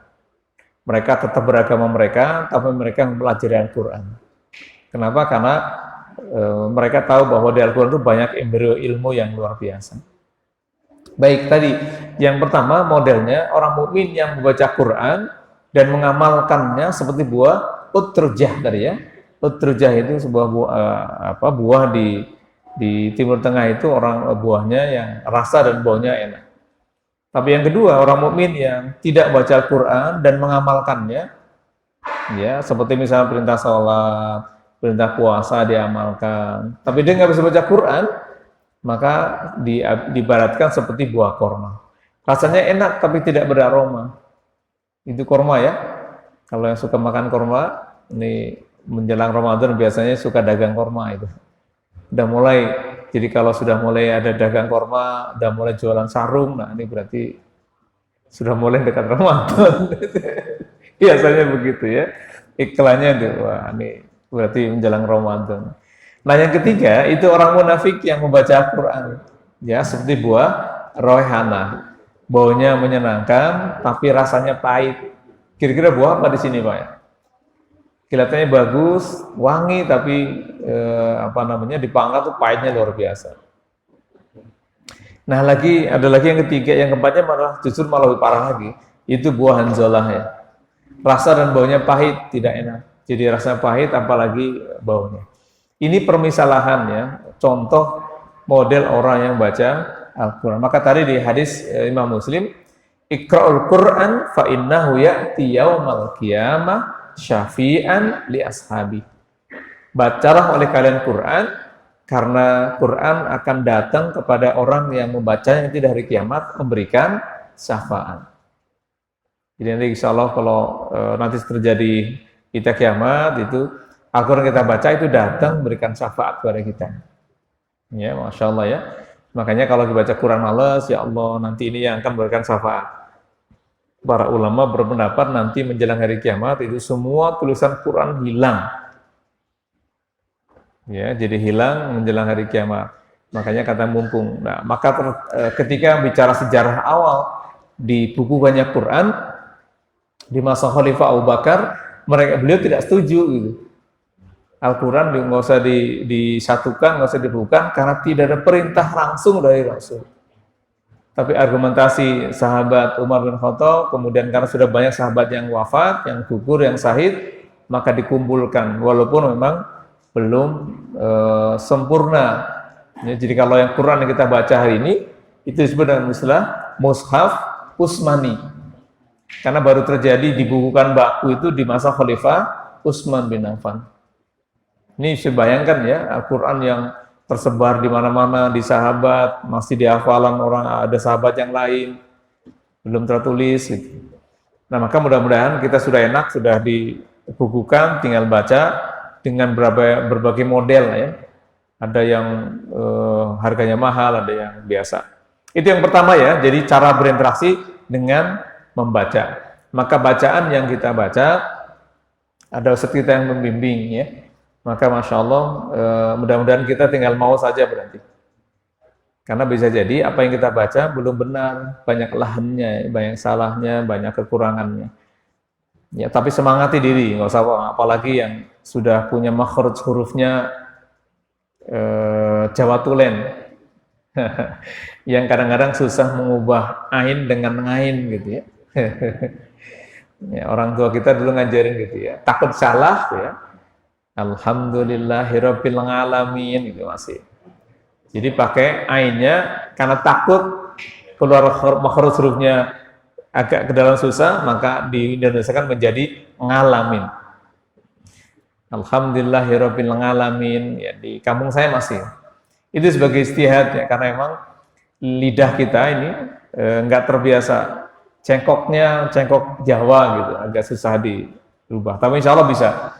Ya, semangatnya adalah semangat untuk belajar. Insya Allah diberkahi. Nah, yang kedua adalah mentazaburi.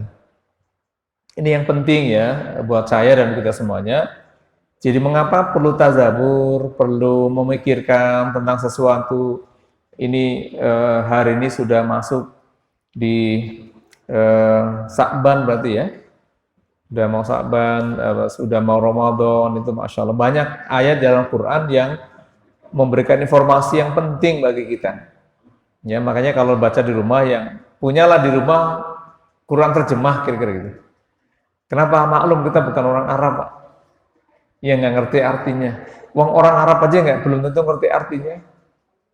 Karena Quran bahasanya beda dengan bahasa Arab. Ya, jadi di rumah masing-masing minimal memiliki Quran terjemah. Nanti begitu Ramadan sambil dibaca, direnungi, Masya Allah indah betul. Kalau bicara tentang Quran itu dari awal sampai akhir itu banyak berita, banyak kisah kaitannya dengan bulan lalu. Ya, ada Quran yang memberikan informasi misalnya ketika dibaca setiap sholat. Ini, apa itu? Iyyaka na'budu wa iyyaka nasta'in. Kemarin kita baca doa itu bulan lalu, masih ingat nggak doanya? Doa ini sangat dianjurkan oleh Rasul dibaca setelah sholat. Apa itu? Allahumma a'inna ala syukrika wa zikrika wa husni ibadatik. Hafal doanya? Kasih hafal ya. Nah, hadis ini itu diriwayatkan oleh Imam Ahmad di nomor 7983 nomor hadisnya. Kalau di Imam Nasai di 1303, 04, 05. Beda redaksinya. Kalau dilihat Imam Ahmad, Allahumma a'inna. Kalau di Imam Nasai, Allahumma a'inni. Bedanya a'inna dengan a'inni. Kalau a'inna itu domirnya nahnu, kita. Jadi boleh dibaca Allahumma a'inna ala syukrika wa zikrika wa husni ibadatik. Itu minta tolong. Makanya setiap hari itu di Fatihah dibaca berulang tuh. Iyyaka na'budu wa iyyaka nasta'in. Jangan sampai terbalik ya. Iyyaka na'budu wa dukun nasta'in. Ini kemarin baru ditangkap ya di Pandeglang. Ada aliran baru, ibadahnya telanjang bulat, mandi bareng, laki-laki dan perempuan. Di Lampung kemarin juga ada. Akan makin banyak, Pak. Kenapa? Secara psikologi itu memang orang yang sedang punya problem. Kalau bahasa kasarnya mau orang stres gitu. Itu banyak pengikutnya loh, Pak. Banyak. Berarti yang stres banyak ya? Masya Allah. Jadi dalam pendekatan psikologi agama itu emang banyak orang yang terkesima dengan sesuatu yang dia nggak pikir rasional lagi. Ya ini makin banyak. Kemarin Bupati Pandeglang, MUI juga bilang ini banyak tersebar di beberapa daerah. Ya di Lampung kemarin juga demikian. Ya di Bekasi belum lama juga ada, tapi alhamdulillah sudah. Jadi MUI-nya langsung datengin, langsung dibubarin. Kalau nggak makin lama makin banyak. Biasanya mereka awalnya pakai pengobatan, Pak. Tahun 2011 saja di Garut, kami penelitian waktu itu sudah ada sekitar 10 embrio ajaran-ajaran baru yang aneh di Garut. Ya, di daerah Pasirwangi. Awalnya itu pengobatan alternatif. Jadi datang orang Kalimantan, orang Sulawesi gitu, bisa ngobatin. Wah, luar biasa. Lama-lama jadi mengajarkan satu yang baru. Ini aneh-aneh. Nah, itu orang yang padahal Quran itu sudah dijelasin gitu ya. Harusnya punya semangat. Makanya mudah-mudahan kita termasuk orang yang mau mentadabburi. Minimal tadi ya, di rumah punya Quran terjemah. Jangan ini sudah nggak bisa baca Quran, di rumah beli handphone mahal-mahal, beli Quran yang terjemah aja cuma berapa ribu nggak mampu, gitu ya. Padahal nanti yang bisa menolong kita, salah satu yang mencerminkan syafaat adalah Quran yang kita baca. Ya, maka mudah-mudahan di rumah nih, setelah ini nanti setelah Ramadan mengagendakan beli Quran terjemah yang terbaik. Wah, bukan yang mahal lah ya, yang terbaik. Yang terbaik apa? Yang bisa dibaca gitu. Sekarang sudah banyak. Ya, ada lagi Quran hafazan. Al-Quran ada terjemahnya, kemudian ada petunjuk untuk menghafal dan sebagainya. Baik, jadi tadabbur itu bisa memahami, memikirkan, merenungkan, ya, mentafakuri, mentasawuri, itu isi dalam Quran. Nah, ada beberapa ayat gitu ya. Ini perintah sekaligus peringatan pada kita. Di surat An-Nisa 82, di surat Shad ayat 29, afala tadabbaruna al-Quran. Ini perintah ya. Apakah mereka tidak memperhatikan Al-Quran, mentazaburinya, memperhatikan? Maka kalau kita tidak tahu artinya, ya bagaimana bisa mentazaburinya gitu? Ya, misalnya banyak kisah-kisah masa lalu yang banyak diceritakan dalam Quran. Kalau kita nggak tahu artinya kan nggak mungkin bisa tahu. Makanya di kalimat ayat ini, afala tadabbaruna al-Quran. Apa mereka tidak memperhatikan Al-Quran gitu ya? Walau kana min indi, kalau saja Quran itu bukan dari sisi Allah, ya tentu akan ada tabrakan. Beberapa tahun lalu itu pernah terjadi, ada orang yang mencoba mengotak-atik Quran gitu di non Muslim ya, pendeta emang mencoba membenturkan bahwa Quran itu memang sangat tidak rasional dan sangat tidak ilmiah. Ya, akhirnya justru malah dia masuk Islam karena apa yang dia inginkan dari Quran dibolak-balik, justru malah dia yang dapat hidayah. Ini ya, jadi pertama itu peringatan dari kita. Kalau kita tidak memperhatikan, kalau cuma dibaca, ini peringatan, afala tadabbaruna al-Quran, apa mereka tidak baca Quran. Hanya satu-satunya kitab yang kalau dibaca itu dapat pahala ya Quran ini. Jadi kalau baca hadis itu tidak diberikan pahala per huruf. Tapi kalau Quran, misalnya kita baca ya, afala tadabbaruna al-Quran, itu sudah berapa huruf? Ada alif, fa, lam, ya, ta, za, ba, ro, waw, nun, alif, lam, qaf, ro, lif, nun. Tuh, dari itu sudah berapa? Padahal satu kebaikan itu 10 pahalanya. Ya, jadi kalau baca afala tadabbaruna al-Quran saja udah berapa? Itu udah berapa kali puluh, masya Allah. Nah, yang kedua di surat As-Sadd ini, ya. Jadi kitabun anzalnahu ilaika mubarak. Ini penting ya. Jadi inilah kitab yang kami turunkan kepadamu dengan penuh berkah. Ya, jadi ini peringatan bagi kita bahwa Al-Quran ini benar-benar menjadi barokah buat kita, berkah bagi kita. Tadi berkah nanti di akhirat itu mendapatkan naungan, di dunia itu bisa menjadi wasilah memberikan penyembuhan. Misalnya di surat yang ke-10 ayat ke-57, Al-Quran itu bisa memberikan syifa lima fi sudur.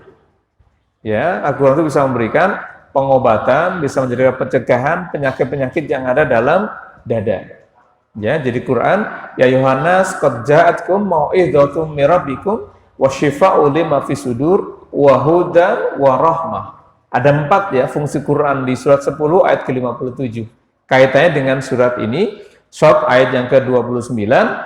Jadi mubarak itu, Al-Quran memberikan keberkahan itu, satu keberkahannya adalah bisa memberikan penyembuh Ya, bisa memberikan penyembuh pada penyakit yang ada dalam dada. Termasuk penyakit-penyakit yang berat-berat lah ya.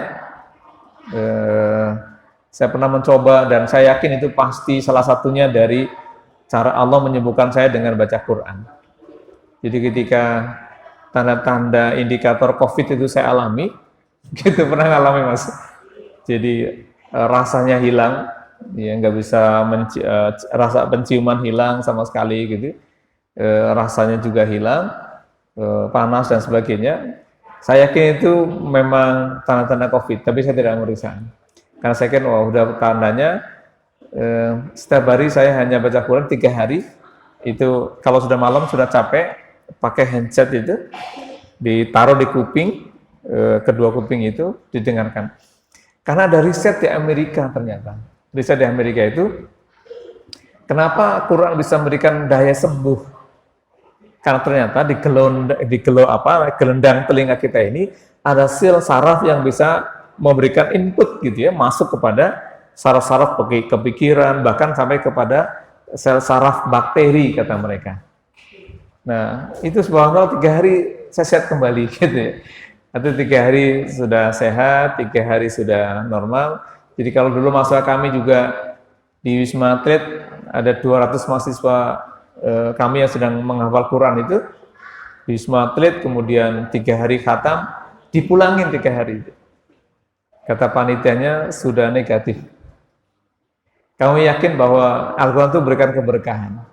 Maka saya sarankan betul, tadi kalau di surat ke-29-nya, surat Fatir itu, benar-benar diberikan yarjuna tijaratan lan tabur.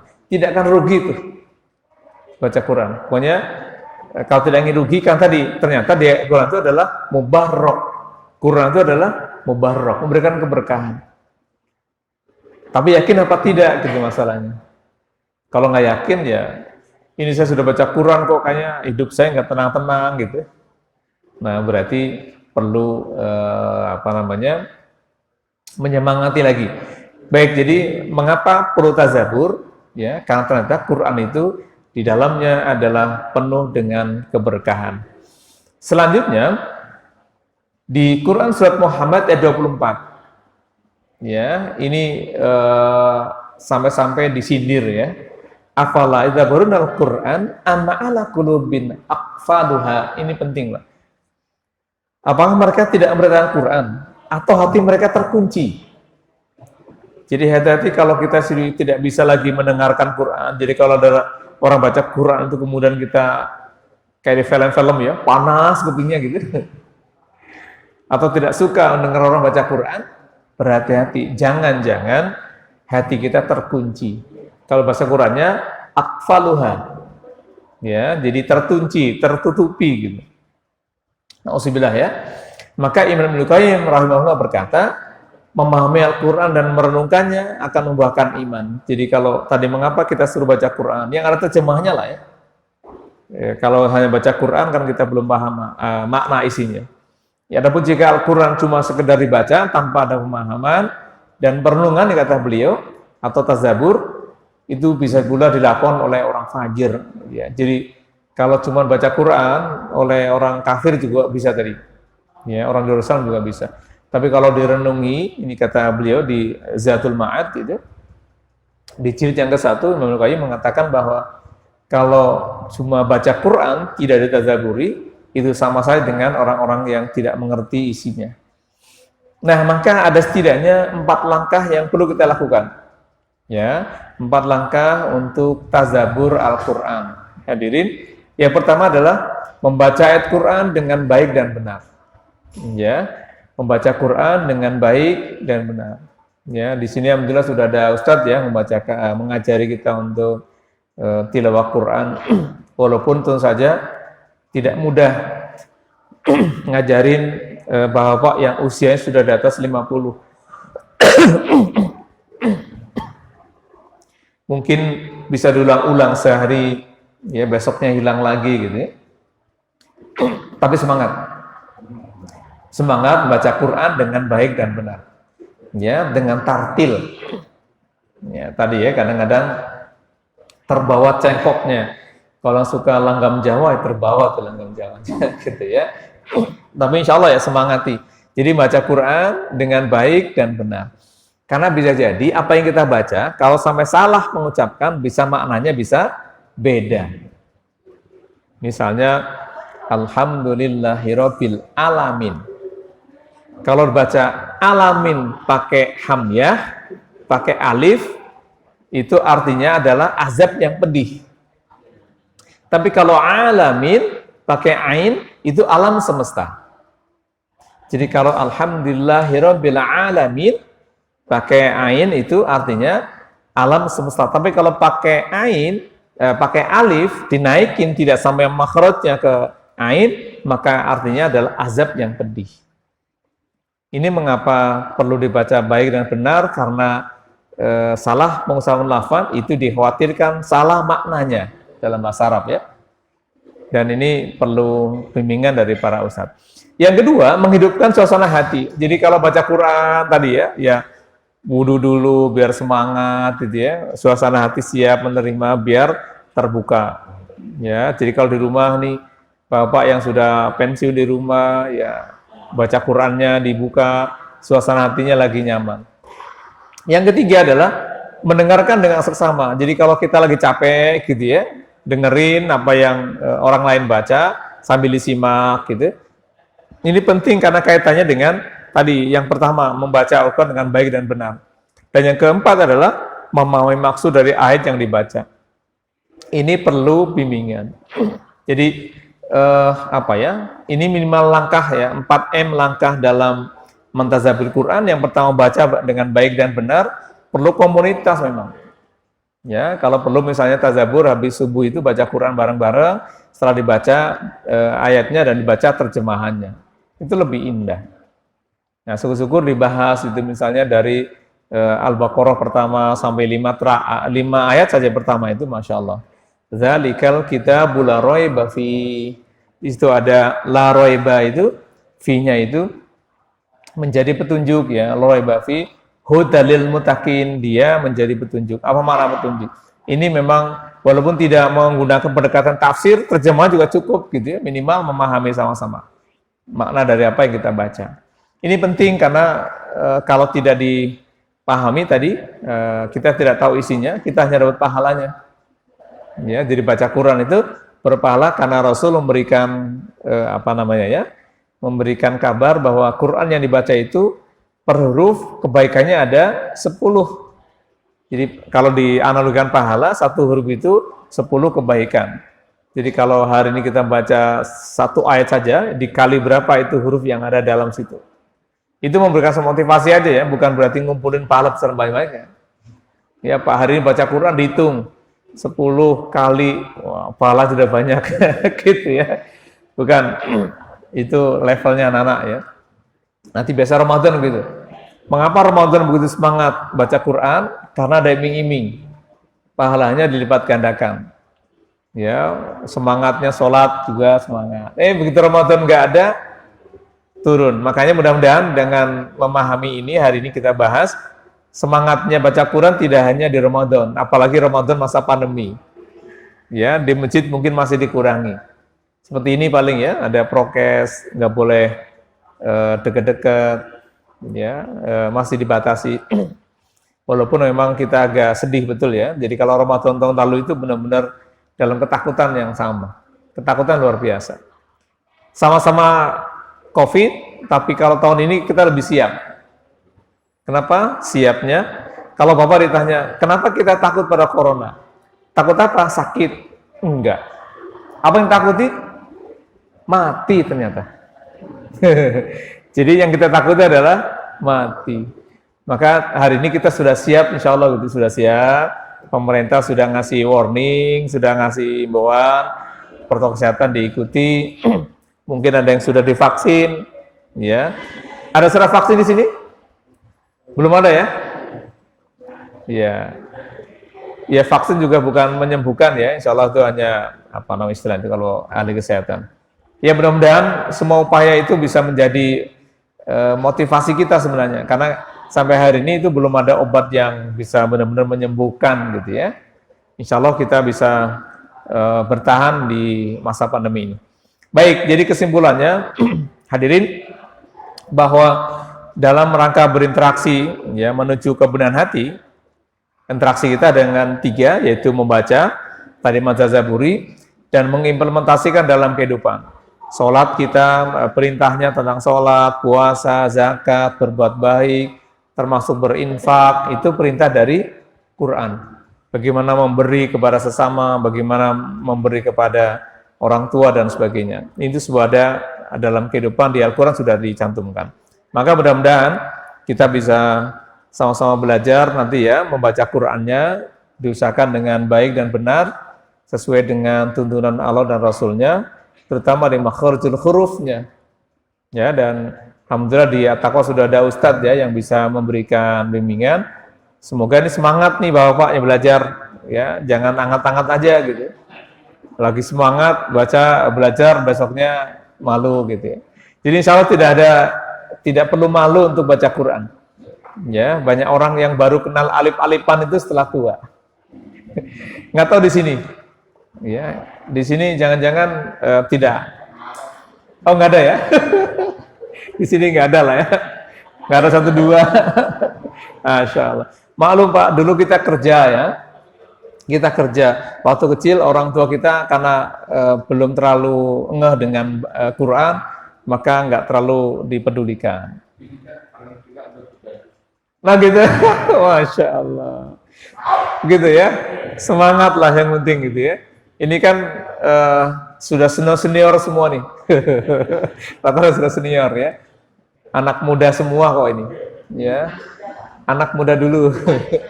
Kan gitu. Anak muda era 70-an, era 80-an. Kalau Mas Ihsan kan anak muda era 2000-an gitu ya. Ini ada era 90-an, era 80-an. Semua anak muda kita. Ya. Anak muda era mana saja itu? Ya, ada Pak Kamal era 70-an gitu ya. Anak muda era 70-an. Semua anak muda. Maka jangan sampai kalah dengan anak yang muda hari ini. Ya, dan anak muda hari ini Pak sudah mengalami banyak tantangan yang luar biasa. Ya, tantangan media media massa yang luar biasa. Sekolah dari rumah itu justru bisa memberikan dampak negatif ya kalau nggak didampingi, luar biasa.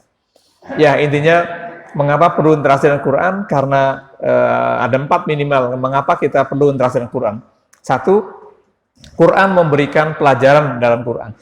Quran bisa memberikan pelajaran dalam kehidupan kita. Yang kedua, Quran bisa memberikan daya sembuh, daya tahan, tahan terhadap penyakit yang muncul dalam diri kita. Yang ketiga, Quran akan memberikan petunjuk sebagai arah dalam kehidupan. Yang keempat, Al-Quran itu sebagai pemberi rahmat. Nah, ini ada dalam Quran surat 10 ayat 357. Jadi mengapa perlu berinteraksi dengan Quran? Karena 4 alasan tadi minimal. 1, karena Quran berfungsi memberikan pelajaran bagi kita. Ya, tentang kisah masa lalu, banyak yang diceritakan dalam Quran yang kita tidak pernah tahu, tapi itu ada dan wajib kita percaya. Ini pertama, karena mengandung pelajaran penting. Yang kedua, Al-Quran bisa memberikan daya sembuh, daya penawar penyakit, Pak. Ya, jadi kalau tadi hari ini misalnya belum ada obatnya penyakit, baca Quran aja lah, insya Allah sembuh. Asal yakin. Ya, yakin. Tadi karena rahmatnya itu pada Allah yang akan berikan. Itu kedua alasannya. Ketiganya adalah karena Quran memberikan petunjuk atau hudan. Dan yang keempatnya adalah Quran memberikan rahmat. Kalau sudah rahmat Allah turun, Pak, Masya Allah, nggak ada yang bisa menghalanginya. Ya, maka doa yang dibaca oleh para pemuda Kahfi itu bukan minta mobil mewah, bukan minta apa mewah. Tapi doanya apa? Rabbana atina min ladunka rahmah wa hayyi' lana min amrina rasyada. Masih ingat di surat apa itu? Al-Kahfi ayat 10. Masyaallah hafal. Insyaallah berarti masih dibaca kalau hafal. Gitu ya. Oh gitu ya. Masya Allah. Penting itu dibaca ya. Jadi apa? Rabbana atina min ladunka rahmah. Ya Allah, berikan kami rahmat-Mu. wahyi' lana min amrina rasyada, dan perteguh keimanan kami.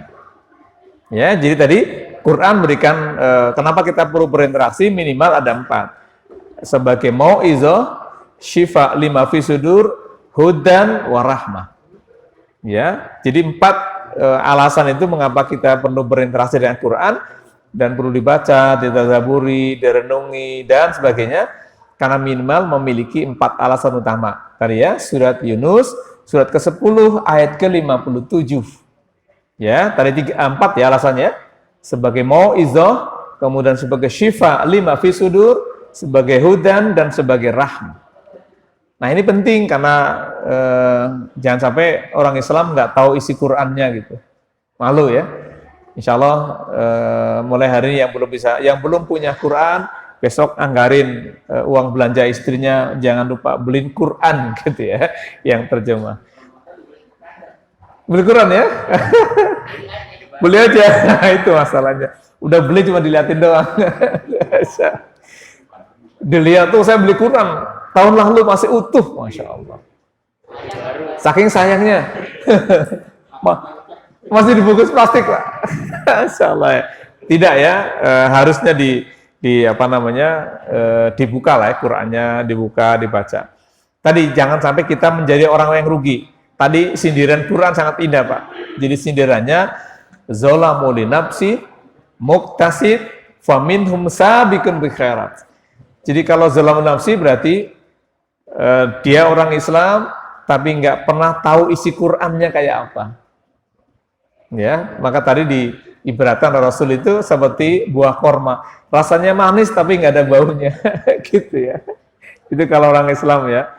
Nah, di kelompok ketiga kelompok ini dalam surat Fatir ini menjadi pemisah. Ya, masa kita mau jadi orang-orang yang zalim gitu. Nah, yang nggak mau baca Quran gitu ya. Tadi ya, sudah tidak bisa, nggak mau belajar gitu ya, dengan bangga lagi. Ya, sudah baca Quran bangga. Ruginya luar biasa. Ya, insya Allah lah ya, di Masjid At-Taqwa semua jadi takwa insya Allah.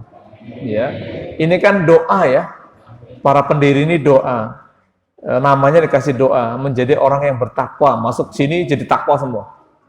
Ya, insya Allah ya, ini doa. Jangan sampai masuk sini kok nggak ada perubahan gitu ya. Jadi orang bertakwa insya Allah. Nah, kaitan dengan interaksi yang kita bahas hari ini, mudah-mudahan juga kita termasuk yang memiliki kemauan tinggi untuk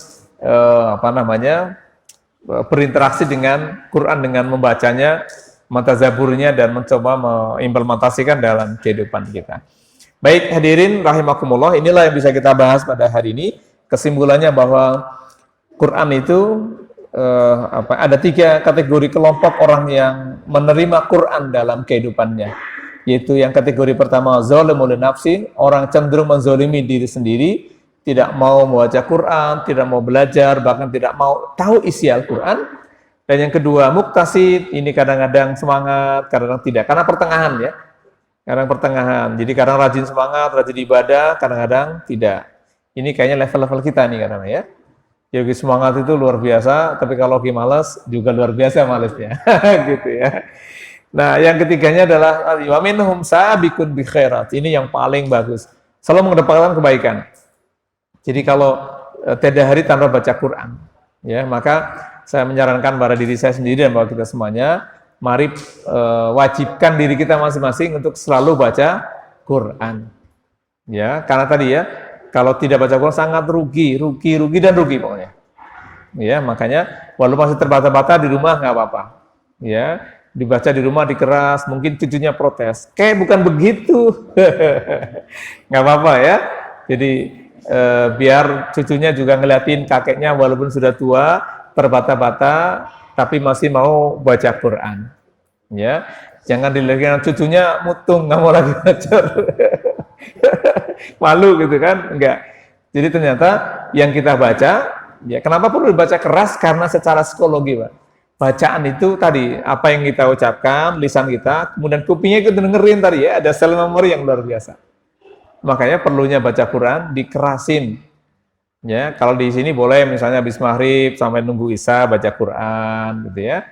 Ya, kalaupun tidak ada bimbing khusus, minimal baca Quran. Daripada pulang ke rumah nanti balik lagi kan mendingan nunggu di sini. Tapi nunggunya bukan nunggu untuk ngerumpi lah ya kira-kira gitu. Boleh ngerumpi tapi ngerumpiin Quran gitu. Ya. Ngerumpiin Quran, Pak. Ayo kita baca Quran, kita sama-sama ngerumpi nih gitu ya, dibaca masing-masing. Ya, saling ya tadabbur dan tadarus. Baik, jadi 3 ini semoga kita termasuk kelompok yang ketiga yang mengedepankan kebaikan dan komitmen selalu dalam berinteraksi dengan Quran. Ya, jadi dia akan bisa memberikan syafaat nanti di hari kiamat karena Quran adalah mubarak, penuh dengan keberkahan. Maka jangan anggap remeh dan jangan dianggap sepele. Baca Quran itu tadi sudah banyak ayat ya. Salah satu di surat Fatir juga 29-nya sampai dijamin yarjuna tijaratan lan tabur. Pokoknya kalian tidak akan rugi tuh hidupnya. Catatannya apa? Baca Quran setiap hari. Jadi seperti sholat lah, kalau nggak sholat merasa kehilangan, nah itu kayak gitu. Tapi dibaca Quran di luar sholat ya Pak, bukan di dalam sholat maksudnya. Kalau dalam sholat itu kan sudah, kalau baca Quran di mana? Tadi baca Fatihah Quran, An-Nas juga Quran, bukan itu maksudnya. Ya, baca Quran di luar sholat. Kalau sholat itu kan sudah rangkaian, maka sholat disebut dengan zikrul akbar. Ya, sholat al-kabut itu, sholat itu adalah zikir yang terbesar. Jadi sholat adalah gabungan dari zikir-zikir. Karena sana baca Quran, ya itu semuanya rangkaian, maka disebutkan dalam wala zikrullahi akbar. Ya, sholat itu adalah zikir yang terbesar. Ya, mudah-mudahan ya bagian dari usaha kita dan kita berdoa mudah-mudahan Allah sampaikan di Ramadan tahun ini. Ya, dengan semua semangat dan sehat. Yang sedang sakit semoga bisa disehatkan oleh Allah ya. Jadi masuk Ramadan bisa sukses, bertemu. Semoga Ramadan tahun ini lebih baik dari Ramadan yang lalu. Karena tahun lalu Ramadannya penuh dengan ketakutan ya, takut, cemas, ya sampai-sampai nggak ada iktikaf gitu ya, buka bersama nggak boleh gitu, kecuali sama-sama di rumah bukannya, gitu ya, nggak boleh di masjid, nggak boleh tarweh, masya Allah, kayaknya gersang betul Ramadan tahun lalu, ya maka saya menulis di buku itu tentang kisah bagaimana Ramadan tahun lalu itu yang penuh dengan kengerian, ada yang ketakutan, yang stres juga banyak. Ya, mudah-mudahan Ramadan ini bisa lebih baik dan bisa lebih sukses kita belajar bersama di Ramadan. Baik, ini yang bisa kita bahas. Bapak Ibu hadirin rahimakumullah. Semoga ada manfaatnya dan bisa diambil hikmah yang bisa kita pelajari dari bahasan pada subuh hari ini, bisa menambah wawasan keilmuan kita dan bisa menambah keimanan kita kepada Allah Subhanahu wa taala. Baik, mari kita akhiri dengan doa kafaratul majlis. Subhanaka Allahumma wa bihamdika asyhadu an la ilaha illa anta astaghfiruka wa atubu ilaik. Terima kasih. Assalamualaikum warahmatullahi wabarakatuh.